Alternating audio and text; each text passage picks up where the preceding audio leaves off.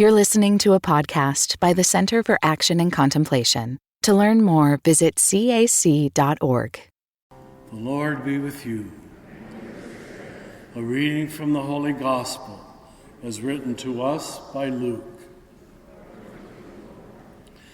At that time, the Lord appointed 72 others, whom he sent ahead of him in pairs, to every town and place he intended to visit. And he said to them, "The harvest is abundant, but the laborers are few. So ask the master of the harvest to send out laborers. Go on your way. Behold, however, I am sending you out like lambs among wolves. Carry no money bag, no sack, no sandals. Greet no one along the way. Into whatever house you enter, first say, 'Peace, shalom,' to this house. If a peaceful person lives there, your peace will rest on you. But if not, it will still return back to you. Stay in the same house, eat and drink what is offered to you. The laborer deserves his payment. Do not move about from one house to another. Whatever town you enter and they welcome you, eat whatever is set before you.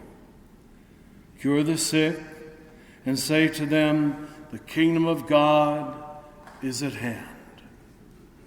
Whatever town you enter and they do not receive you, go out into the streets and say, 'The dust of your town that clings to our feet, even that we shake off.'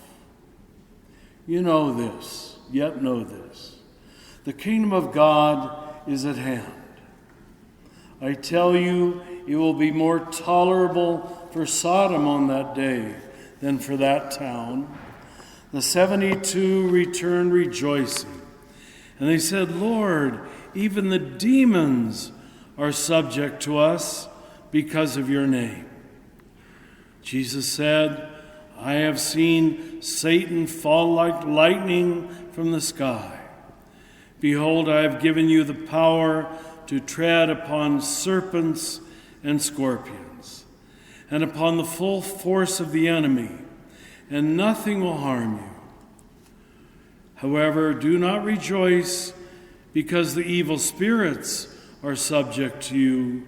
Rejoice because your names are written in heaven." This is the gospel of the Lord.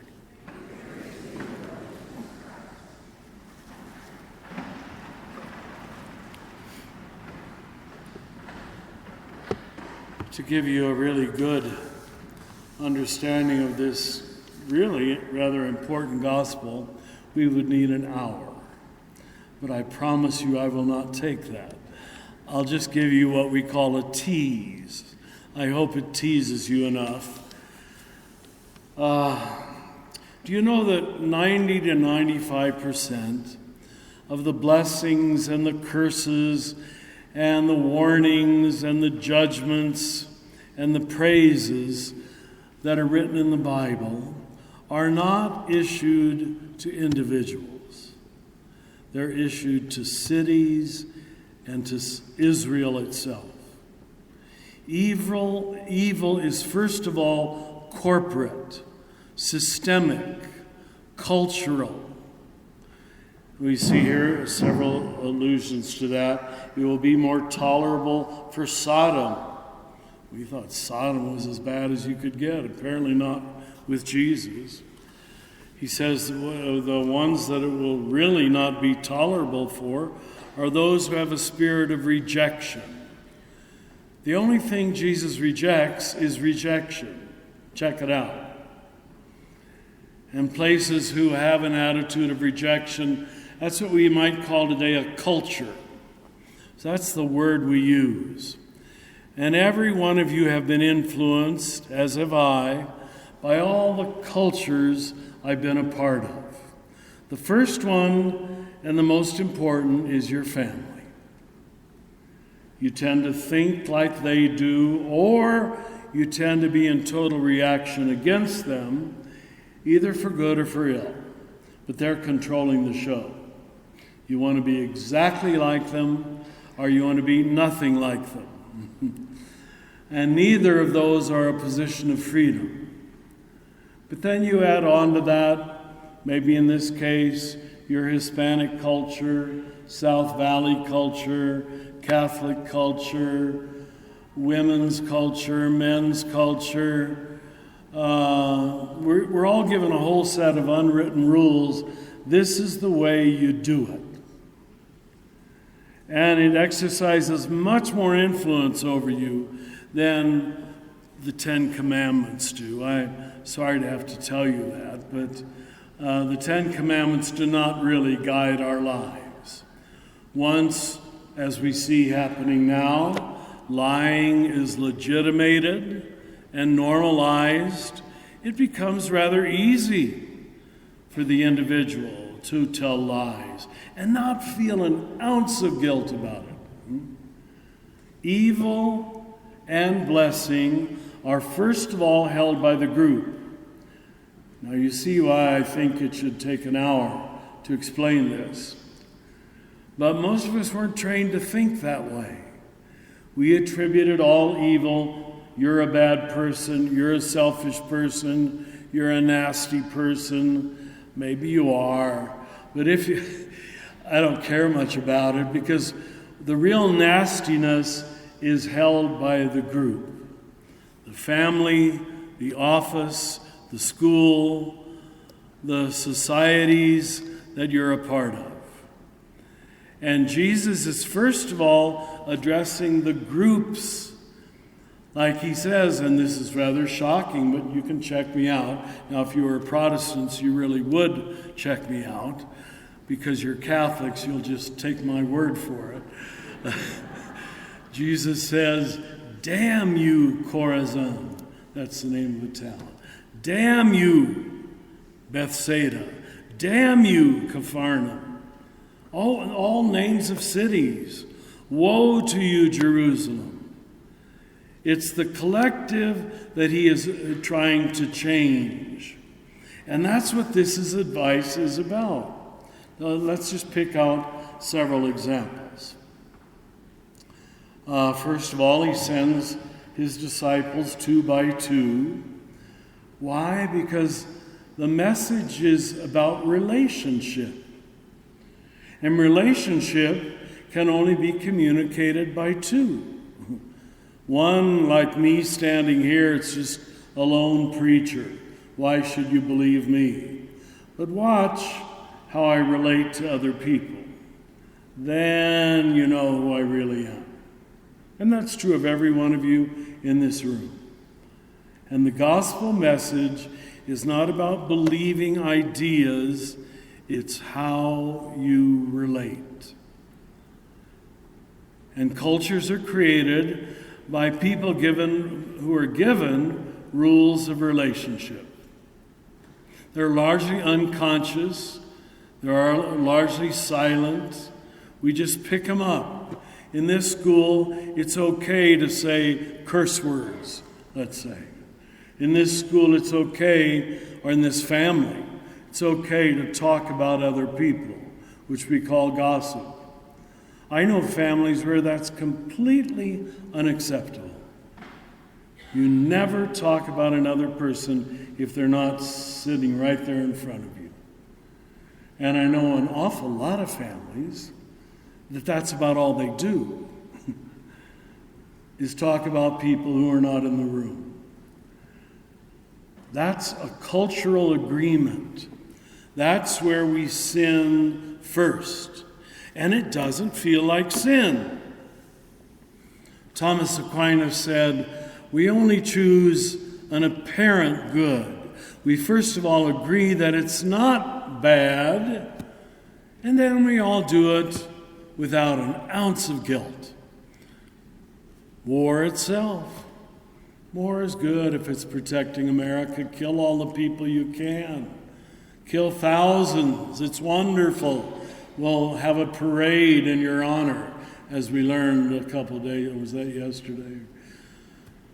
Let's celebrate death. You see, there it's good, but then you come back home and it's bad. We don't want you to kill people. That's how split we are in our morality. And why the Christian people are very confused. It's okay to do it as a group, to be greedy, selfish, lustful, deceitful, arrogant, proud, but not as an individual. You can't have it both ways. And Jesus is telling the group to shape up. And that's what we're up against now. We're living in a very, and I'm going to use the word, sick culture. American culture is sick. And I say that after preaching in 45 countries, and after a while you get to see healthy cities and towns, happy city and towns and cities and countries that are just filled with negativity, filled with resentment. Jesus says, say peace to this house. If a peaceful person already lives there, it will rest on them. If not, don't worry, it'll return to you. You have nothing to lose. If they don't accept your peace, shake the dust from your feet. Don't carry resentments, unforgiveness, and negativity with you. If someone speaks ill of you, that's their problem. Don't join in the game and become as stupid as they are. She talked about me, so now I'm going to tell everybody else in Holy Family Parish how terrible she is. Now you're equally terrible. Do you know that? Most people don't. Most people don't. They get their clues from the group. And somehow the gospel has lost its ability to transform culture, to change groups, to change underlying attitudes. He says, if you have a healthy culture, whatever town you enter, you will be able to eat whatever is set before you. Now, this was to a Jewish culture that couldn't eat a whole bunch of things. But Jesus says, if they're serving it to you, eat it. Don't offend anybody by saying, oh no, I can't eat that. I know I'm offending all the vegetarians in the room right now. It's really so simple in a way. And twice he says, know this, the kingdom of God is at hand. When you here, now, not later, not when you go to heaven, when you can live with that kind of freedom and that kind of acceptance and that kind of forgiveness and that kind of kindness, you're in the kingdom of heaven. Now, and he says his final words in this particular passage, do not rejoice because the evil spirits respond to you. Simply rejoice because your names are written in heaven. What a simple promise. If only we could all trust that our names are written in heaven. It's all taken care of. The problem is solved. You don't need to decide who's right and who's wrong, who's Catholic, who's Protestant, who's black, who's white, who's Mexican and who's Canadian, who's gay and who's straight. Our names are all written in heaven. And then we have no one to judge, darn it. How are we going to get through another day without someone to condemn, someone to eliminate, someone to exclude? And here it's happening right on our own border. And the whole world is watching aghast at the great United States of America. But most of us, myself included, largely go ahead living our life like it isn't happening. Because the culture from the top says it's necessary. If the big guy says it's good, I guess it must be good. If the law says it's right, it must be right. That's not what the saints and martyrs said. They said there's human law and there's divine law. And divine law, forgive the misuse of the word, divine law trumps human law every time. And people don't seem to know that. They're trapped in human laws because they're trapped in human cultures. You are invited to live in a larger culture, a larger world that Jesus calls not the kingdom of America, but the kingdom of God. We've all got a lot of growing up to do. Me too.